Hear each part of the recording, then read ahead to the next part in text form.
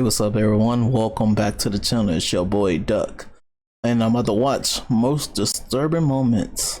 Caught on live TV. Live TV moments. Top 10s. Okay. Been a while since I reacted to top 10s actually. A long time.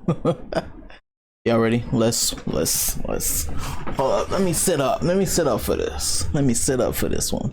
In March of 2016, KTV reporter Alex Savage narrowly avoided death live on TV. He was standing beside a road doing a report when suddenly his cameraman's expression turns to one of pure shock as a car is coming right at them at high speed. It went off the tracks, and obviously it was a chaotic and confusing situation for him.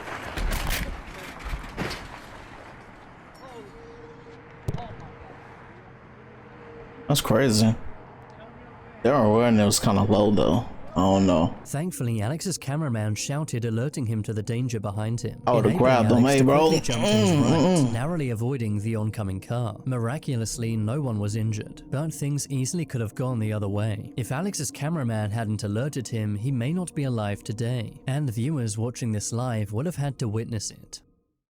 Franz and Teresa Kraus were a normal elderly couple, living in a suburb of Albany, New York. But sometime in mid-2017, the couple would inexplicably disappear. To make matters even stranger, no missing persons reports were ever filed, with friends and neighbors assuming the couple had simply up and left, perhaps moving to a different state, or maybe even out of the country. Neighbors would sometimes see Franz and Teresa's only son, Lorenz, at their home. He would maintain their yard and occasionally pick up their mail, eventually moving into his parents' house. He told his neighbors that his parents had moved to Germany, which seemed plausible as Franz and Teresa were German immigrants. Franz told me, well, we're going to go away, but we'll be back. 8 years went by since the couple's last sighting, without any investigation as to where they'd gone. But in June of 2025, the couple would finally be investigated, not by the police, but instead the Social Security Administration, who had noticed the couple had still been receiving Social Security payments, despite not having been seen or heard from for years. This prompted a welfare check at the couple's home. At the home, they found Lorenz, who told authorities the same thing he told everyone else, that his parents had moved to Germany years ago, and he was simply looking after their home. Police left, but at this point they were suspicious, and decided to do a deeper investigation into the family home, which led police to obtain a warrant to search the couple's home. Soon the reality would begin to set in. Police realized they had been dealing with a long-term missing persons case, so decided to check the entire house and backyard for evidence, and what they found shook them to their core. Here's some of the video we shot from earlier today. Two sets of human remains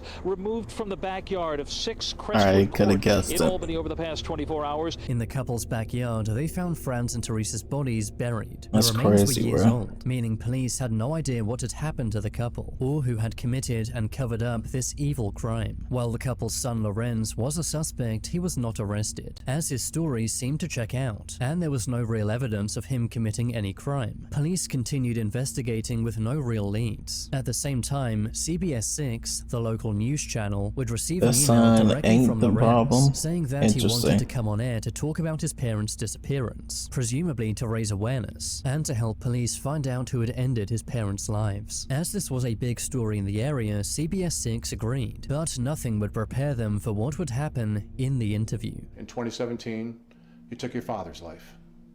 Correct. And then moments later, or a short time later, you took your mother's life on that same day. Right.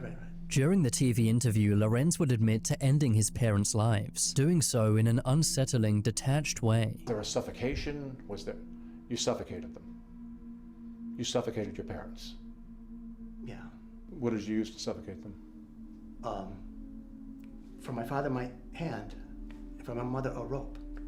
Damn. Lorenz seemed to think he could explain his way out of this, saying that his parents were getting old and frail, and he was simply putting them out of their misery, ending their lives out of love. They made it clear that they were going downhill. Lorenz even went so far as to say it's what his parents would have wanted. It's a bizarre and twisted way of thinking, you should have got consent. and to be so brazen got it on video. TV interview shocked everyone watching. On top of all of this, Lorenz's motive was likely much more petty and sinister, as he had been cashing his parents' social security checks, taking the money for 8 years as if they were still alive, meaning that he likely just did this as a way to make money and to take over his parents' house. Moments after leaving the interview, Lorenz was arrested, and in September 2025 was indicted on multiple charges. He has so far pleaded not guilty to all charges, but remains in custody without bail. As of 2026, the case is still ongoing, but if found guilty, Lorenz will be given a life sentence for the selfish and twisted murder of his parents that he might have gotten away with had he not continued cashing their social security checks. It's incredibly disturbing how calm Lorenz is in the TV interview, making this one of the darkest TV moments of all time. A hair like that, I understand why he, calm shit. A group of friends I ain't were got no swimming in soul. the Miriam River in Bacabal, Brazil. The teens were having a great time, diving into and playing in the water, until they noticed one of their friends, 13-year-old Raisa Fernandez, was nowhere to be seen. The group began calling her name and looking around, assuming she'd simply walked off. But after a short while, the group would come to the terrible realization that Raisa was likely somewhere underwater. Before long, authorities and locals arrived at the river, but their attempts to find Raisa were hopeless. The next morning, Raisa had still not been found. By this point, various news teams had arrived on scene, documenting the search for the missing girl, including this reporter, Lenildo Frazão. During the report, Lenildo explained just how dangerous the Miriam River can be, as the river has many sudden drop-offs, meaning that one wrong step can put you in deep water. To demonstrate this, Lenildo went into the river, with his microphone still in hand. Foi justamente aqui, pessoal. Nós vamos entrar agora na água aqui para mostrar para vocês o local. Olha, a gente já vê que aqui a água é muito forte, ó. E vai descendo, ó. Vixe Maria, vai descendo aqui, viu? Ó. Lenildo waded deeper and deeper into the river, while explaining how dangerous it is to swim in the river. Então, pessoal, e ainda tem a correnteza. Aqui já, olha, ó, passinho para frente, a água já tá praticamente me cobrindo. He decided to go even further into the middle of the river, which is when suddenly something would make him stop. Eu andei pouquinho aqui, ó. A água já tá acima do meu peito, para você ver a situação. Se eu andar pouquinho aqui, deixa eu ver aqui. Ó, vou andar mais. Ó a fundura aqui, ó. Ui. Yo, he almost fell deep.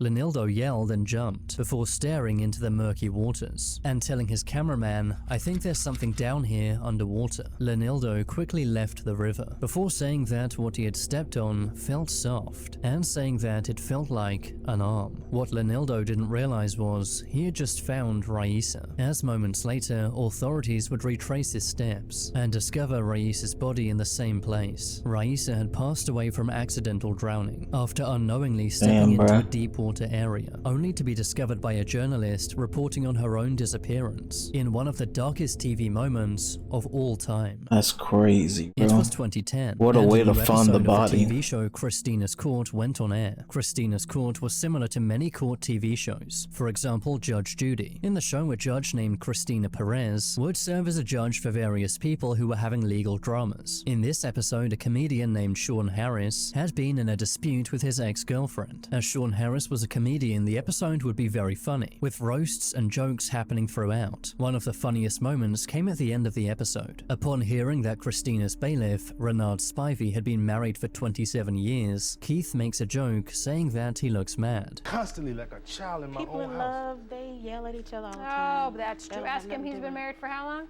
Over 20-something years. Over 20. Look at him though, he look mad. Oh, this is the we You don't look happy, bro. we know about that one. He ended up, killing. Yeah.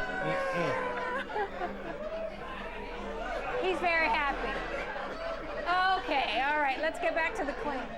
Renard was a key part of the show, being Christina's sidekick for many years, but it was rare he would ever be the butt of any jokes, making the moment memorable and lighthearted. But at the time the episode aired, no one would realize how true that joke would turn out to be. Still developing tonight, a Harris County Sheriff's deputy facing serious charges. 63-year-old Renard Spivey accused of killing his wife. 52-year-old Patricia Spivey. Are you killing him, bitch? And you all past 60? Years after the episode aired, Renard was confronted one night by his wife Patricia about his possible steroid use and infidelity. During this argument, Renard would draw his pistol and end his wife's life before hiding her body in their bedroom getting accused? closet. That means you did it, huh? Part of a court TV show for many years, Renard Spivey would find himself in court. He had been charged with ending his wife's life, but unbelievably was acquitted in 2023. As his defense argued, it was accidental, resulting in him not being sentenced to any prison time. In March of 2025, Renard was arrested once again, this time for stealing $400 from a waitress. What the fuck? Although Renard faced no prison time for ending his wife's life, it makes this episode of Christina's Court incredibly unsettling to look back at, as the joke about his marriage turned out to be darkly ironic. It was 1993. Tennis pro Monica Seles was at the height of her career. At just 19 years old, she had won 8 Grand Slam titles, taking the title from Steffi Graf as the top women's tennis player. But for all of Monica's fans, she also had many haters, especially fans of Steffi Graf, who were bitter that Monica had overshadowed her, as Steffi Graf had many superfans, one of which being a man named Günther Parch, a man whose support for Steffi had become borderline obsessive. On April 30th, 1993, Monica was competing in the quarterfinals of a tennis tournament taking place in Hamburg, Germany. Monica had been leading her opponent when the players paused for a regular break, which is when the unthinkable happened.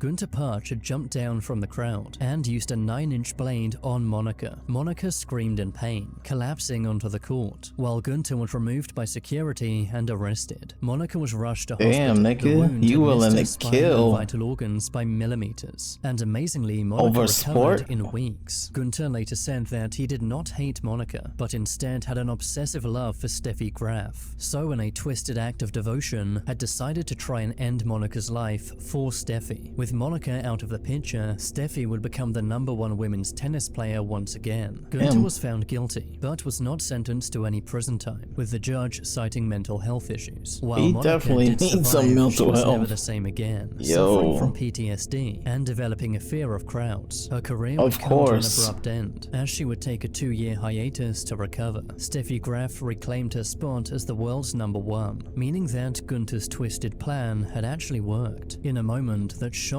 the tennis world, as well as everyone watching live on TV.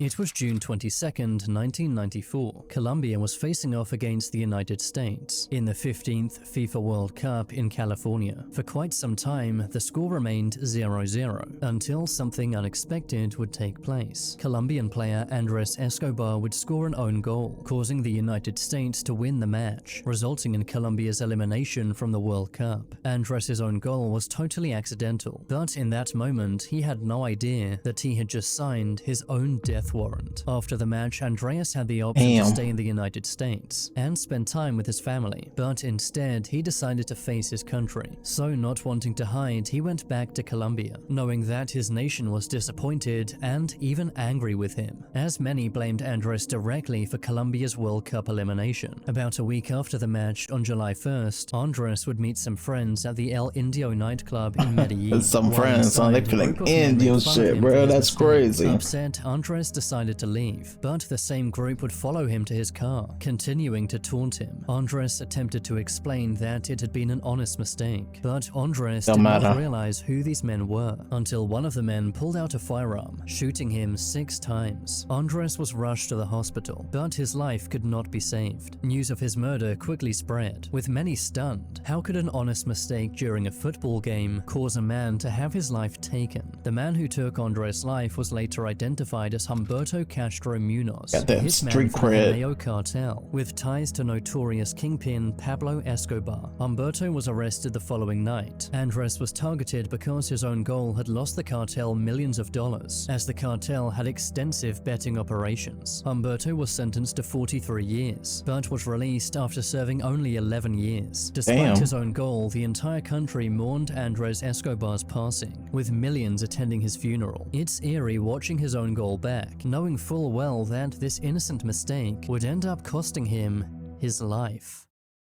It was July 30th, 2008. A Greyhound bus was going between Portage-la Prairie and Winnipeg, Canada. The passengers were quiet and sleepy. Among them was 22-year-old Tim McLean, who had his eyes closed and his headphones in, trying to get some rest on the long ride home. What Tim didn't know was he would never make it home. Sitting next to Tim was a man named Vincent Lee. He looked like any other passenger traveling alone, sitting out his seat, staring out of the window. About an hour into the journey, everyone on the bus heard something, a muffled yet blood-curdling scream. Some passengers froze, thinking they were dreaming, but when they turned around to look at where the scream was coming from, they realized they were living in a real-life nightmare. Vincent had pulled out a buck knife and had began using it on Tim, doing so on his chest, throat, and neck. Tim attempted to defend himself, but it was too late. Too late, motherfucker. You ain't got no awareness. Tim, doing so in an eerily calm way. Just moments before Vincent's attack, Tim had been fast asleep, with the pair not even exchanging a single word. Upon seeing what was going on, the driver stopped the bus. All of the passengers and the driver ran off the bus, leaving just Vincent and Tim inside. The passengers called the police, who asked them to tell them what was happening on the bus at that moment. The driver had locked the door from the outside, so some passengers went up to the window to see what was going on in the bus, but nothing could prepare them for what they were about to see. Vincent had not only decapitated Tim, but was now cannibalizing him, doing so for absolutely no reason. Police arrived on the scene, but deemed it too dangerous to enter the bus, do more so than hostage supposed to be doing? negotiators were brought in, while the other passengers were taken to a safe place. I'm gonna become a savage right now. Traumatized passengers telling TV News what they had just seen. I was just reading a book. All of a sudden I heard a guy screaming. I turned around and the guy sitting right next beside me was standing up and stabbing another guy with a Rambo knife. Ran up to the door to maybe see if the guy was still alive or we could help or something like that. Oh nah, bro, it's done. You know he was done. The guy was cutting off the guy's head. He had the head in his hand and he just looked at us like this and dropped it on the ground, like totally calm. 4.5 hours later, an armed tactical unit was called in, but Vincent, still cannibalizing Tim, refused to leave. After some time, Vincent smashed a window and tried to escape, but instead he was tasered and arrested. Vincent was later diagnosed with schizophrenia, so was found not criminally responsible for ending Tim's life. He spent 7 years in a mental hospital before being released in 2015. Vincent is now a totally free man, despite decapitating and cannibalizing Tim McLean. You can kill somebody and still get out in your time period. Watching the witness interviews back, you can see how disturbed they truly are, with their wide eyes demonstrating the shock. If you decapitate somebody, I don't care what kind of mental shit you got. Life. It was March 10th, in prison, 2022. A reporter is talking about how dangerous the street he's standing on is, when suddenly something behind him proves his point. You see Hoover Street here. Officials say it's one of the most dangerous streets in all of Los Angeles. And now...